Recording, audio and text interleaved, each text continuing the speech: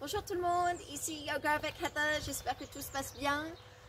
Aujourd'hui nous avons une histoire qui s'appelle Ferme ton bec. Donc, allons voir qu'est-ce que c'est cette histoire. Donc, comme toujours, on commence assis avec les jambes croisées. Et ensuite, on va mettre les mains ensemble, on essaye d'être le plus grand de soi-même avec un grand sourire. Namasté. Notre mot très magique qu'on dit toujours au début. Et donc, cette histoire, où pourrait se passer cette histoire? Ferme ton bec. On va voir. Prends tes jumelles et on regarde d'un côté et on va regarder de l'autre. On regarde vers le haut et ensuite on fait un grand cercle, on regarde vers le bas. Ça nous amène sur une ferme. Et donc, pour commencer cette histoire, on va rencontrer la maman poule. Donc, on va venir avec les pieds écartés, talons sur le sol, et ensuite tu vas poser les coudes à l'intérieur de tes genoux. Essaye d'avoir les mains au centre de ton cœur toujours. La maman poule, elle était très contente. Et oui, pourquoi? Eh bien, elle a eu 9 petits poussins. On va voir.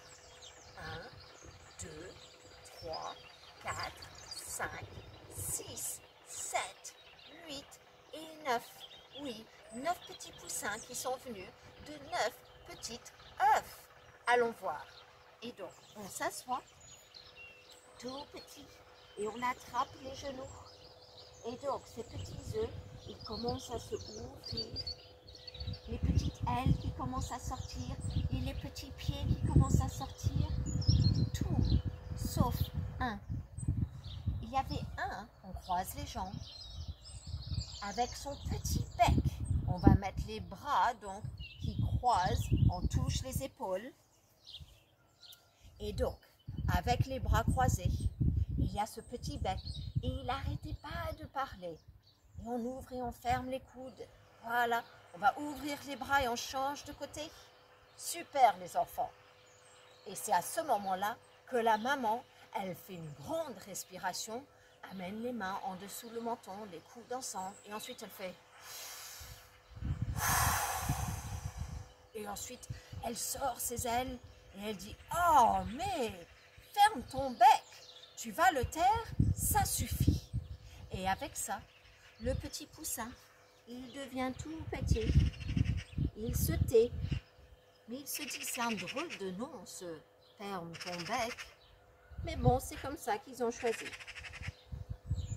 Ce soir-là, tout le monde s'endort. On va venir tout petit, assis sur les talons, la tête sur le sol et les mains derrière. Le matin, la maman poule, elle se réveille. Donc on va venir avec les pieds sur le sol, genoux pliés, et les coudes encore à l'intérieur de tes genoux. La maman poule, elle décide de amener ses petits poussins pour faire une visite à l'extérieur. Elle regarde derrière de chaque côté pour être sûre que toutes ces poules sont bien là. Et ensuite, elle va les montrer, oui, des vers de terre. On va venir sur le ventre. Et ensuite, pose les coudes sur le sol. Et ensuite, ces petits vers de terre qui essayent de regarder et rencontrer ces nouveaux poussins. Les poussins qui sont fascinés avec ces petits vers de terre, tout sauf un. On va revenir sur les genoux. Et là, le petit poussin, on prend notre bec, croise les coudes, on commence à parler au coq, le papa des petits poussins. Et il pose la question. Excuse-moi, mais est-ce que c'est toi qui réveille le soleil? On ouvre les bras, on change de côté. Ou est-ce que c'est le soleil qui te réveille? Et c'est à ce moment-là que la maman poule, elle fait une grande respiration, les mains en dessous, les coudes en dessous. Elle sort ses plumes. Oh, mais ferme ton bec. Tu vas la terre, non? Et avec ça, il se sent un peu obligé. Et donc, il se tait. il rentre pour faire dodo. Le lendemain matin, la maman poule décide de faire une autre sortie. Revenez, on va trouver notre posture de maman poule, les genoux pliés, les coudes à l'intérieur et les mains au centre du cœur. Cette fois-ci, elle va les amener à l'étable, oui. Et qui est à l'intérieur de l'étable? Eh bien, elle vérifie juste pour être sûre que tout le monde soit là, on tourne de chaque côté. Tout le monde est là. Et oui, elle va voir la vache qui vit dans les étables. On va venir sur nos 4 pattes, les mains sur le sol, genoux en dessous les hanches. Et la vache qui creuse son dos, qui remue les hanches, oh oui. Les petits poussins, fascinés avec les gros sabots, la grandeur de cette grande vache et les jolies taches sur sa peau. Tout sauf un. On revient, on retrouve son bec. Et là, le petit poussin demande à la vache une très bizarre question. Elle ouvre son bec et elle lui dit « Excuse-moi, mais est-ce que tu sais d'où vient le vent à part ton derrière ?» Et là, la maman, elle fait un grand soufflement. Et tout le monde ensemble, la maman poule, les poussins, le coq et la vache qui disent « Oh, mais ferme ton bec, tu vas le taire, non ?» Et avec ça, petit, ferme ton bec. Ils se sont obligés de se taire et commencent à faire son dodo. Le lendemain matin, la maman poule, on retrouve notre poule. Elle décide de faire une autre sortie. Chaque jour, elle espère que peut-être ça ira mieux. Elle regarde derrière pour être sûre que tous ces petits poussins soient là.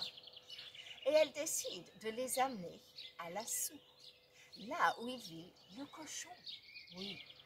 Et donc le cochon, lui, il est complètement heureux et au paradis, couvert dans la boue. On va le voir.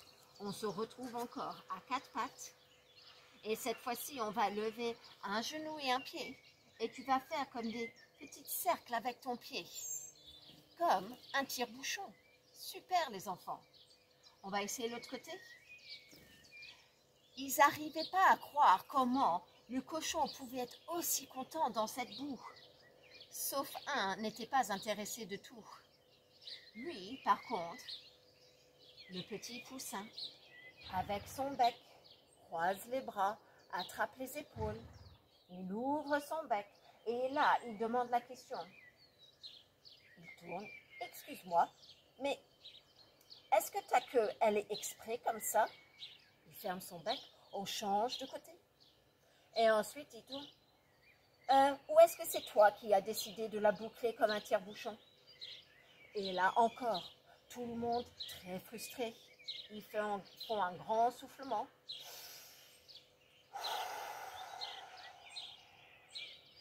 Et la maman poule, les poussins, le coq, la vache et les cochons qui disent « Oh, mais ferme ton bec, tu vas le taire, non ?» Et avec ça, bien sûr, ils se sont obligés. Le petit poussin, un peu triste, descend la tête. Il est temps de dormir encore. Le lendemain matin, la maman poule décide de les sortir. Et donc, on se retrouve, les jambes pliées, les pieds sur le sol, les coudes à l'intérieur de tes genoux. Elle regarde derrière et cette fois-ci, elle regarde vraiment pour être sûre que tout le monde soit là. Et elle regarde le petit pour essayer de lui faire comprendre. Plus de questions. Et ensuite, elle tourne de l'autre côté. Oui, tout le monde est là. On revient. Et donc, cette fois-ci, elle décide de les amener à la mare de canard, où il y a loi qui fait la loi.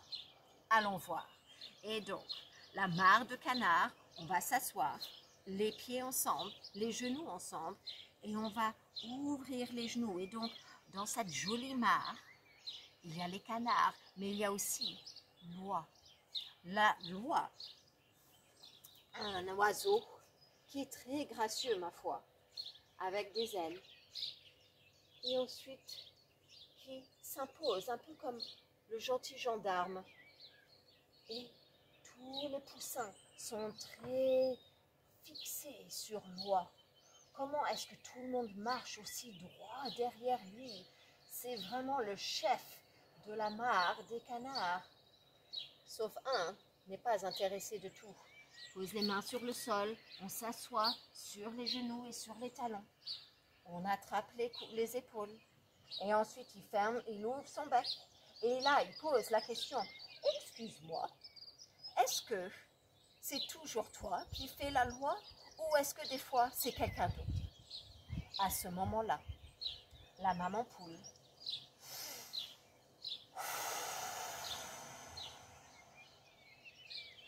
avec les poussins, le papa coq, la vache, le cochon et l'oie qui disent « Oh, mais ferme ton bec, tu vas la fermer, non ?»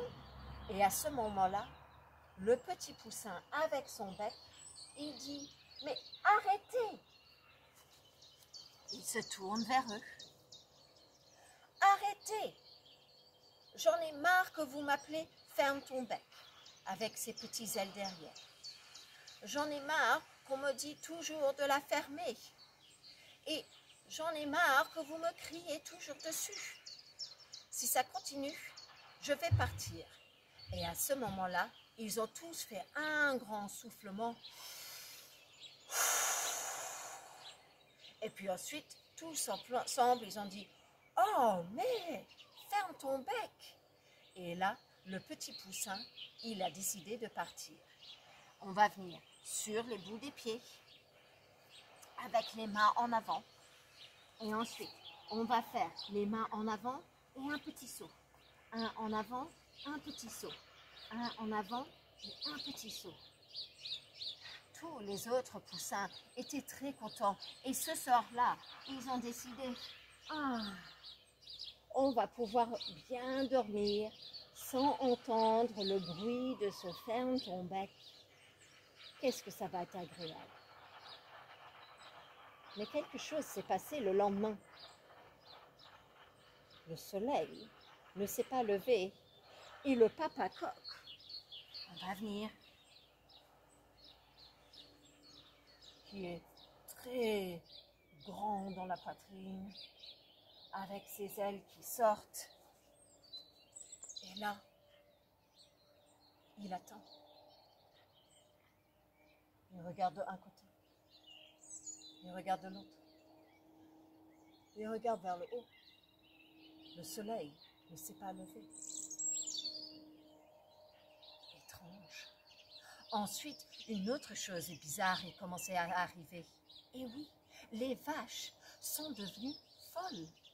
On va venir trouver nos quatre pattes.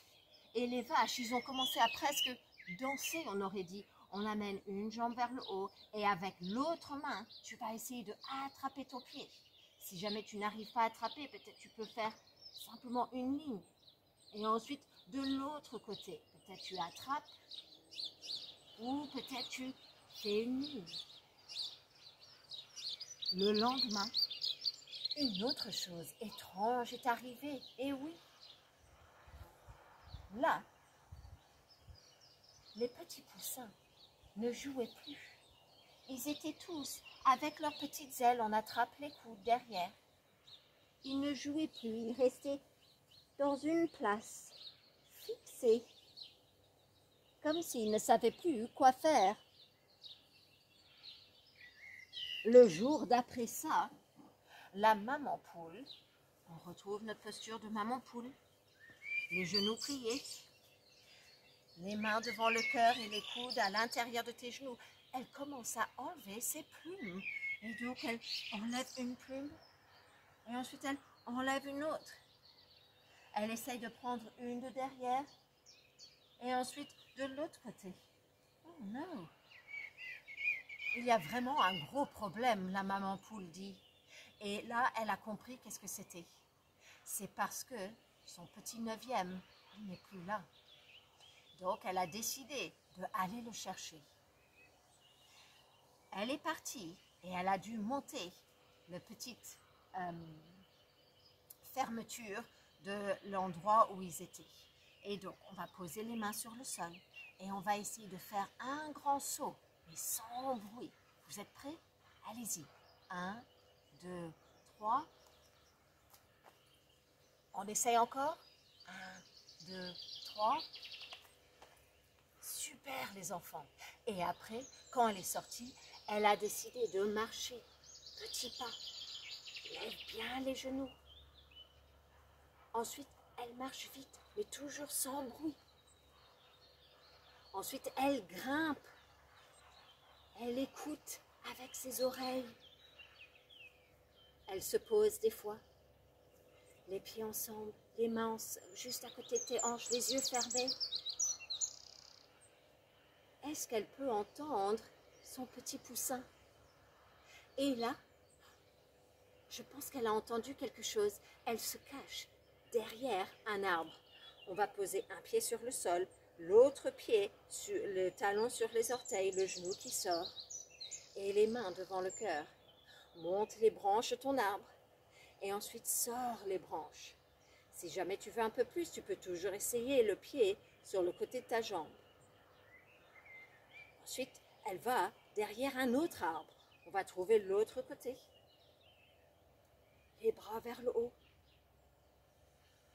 Et elle entend plein de questions du petit poussin. Première question, c'était à la lune. Les deux pieds ensemble, les mains vers le haut. Et ensuite, on se penche de un côté. Et ensuite, on se penche de l'autre. Le petit poussin qui demande, « Lune, est-ce que des fois, tu décides d'aller quelque part d'autre? Et si oui, où vas-tu? » Ensuite, il demande au nuage, « Où vas-tu quand le vent t'envoie quelque part? » Et on souffle. Et ensuite, il demande au soleil, les pieds écartés, les bras tout grands. Et il demande au soleil, est-ce qu'il t'arrive des fois d'aller voir la lune? Et ensuite, il pose une question. Pas vraiment à quelqu'un, mais juste une question. Il met les mains sur le cœur. Est-ce que vous pensez que ma maman elle-même? Et là, la maman poule, elle arrive et elle sépare les pieds et elle lui donne un énorme câlin. Oh oui, mon petit poussin. On descend. Et elle dit, oui, je t'aime, mais écoute-moi quelque chose. On s'assoit, les jambes croisées. Et elle explique à son petit poussin, avec les petites ailes derrière. C'est bien de poser des questions, mais on n'entend que toi. Peut-être tu peux regarder autour de toi pour les réponses avant de poser la question. C'est bien aussi de poser des questions, mais si on n'a pas la réponse, qu'on ne voit pas, peut-être ensemble on peut la trouver. Et troisièmement, elle dit, et surtout, il faut savoir écouter la réponse de ta question. Et comme ça, nous allons grandir nos connaissances. Et donc, le petit poussin, il pose une dernière question. Il dit, je veux bien rentrer, moi. On essaye de séparer les coudes. Et ensuite, il dit, mais à 3 conditions. On ouvre les bras et on change de côté. Première condition, j'aimerais qu'on ne m'appelle plus « ferme ton bec ». Deuxième condition, et puis troisième condition, maman poule. On revient sur les pieds, les genoux pliés et écartés, les mains au centre du cœur. Elle lui dit très doucement, je pense que ta première condition est très bien. Et à partir de maintenant, on va t'appeler grand ouvert. Et avec ça, ils ont décidé de prendre une petite sieste au soleil près des arbres. Et donc, on va venir sur le dos. et on s'allonge. La maman poule, le petit poussin, avec un nouveau nom. Essaye de te poser ici. Prends un instant. C'est vrai que des fois, nous avons beaucoup de questions. Et des fois, demande les questions tellement vite, on ne prend pas le temps d'entendre les réponses. Ou peut-être, on n'essaye pas de chercher la réponse nous-mêmes, on veut juste simplement qu'elle soit donnée. Donc peut-être il faut qu'on travaille un peu plus à écouter, à observer autour de nous et de trouver les réponses ensemble.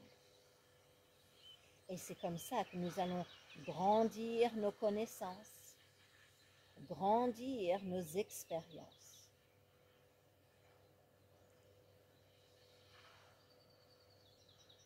Respire complet ici.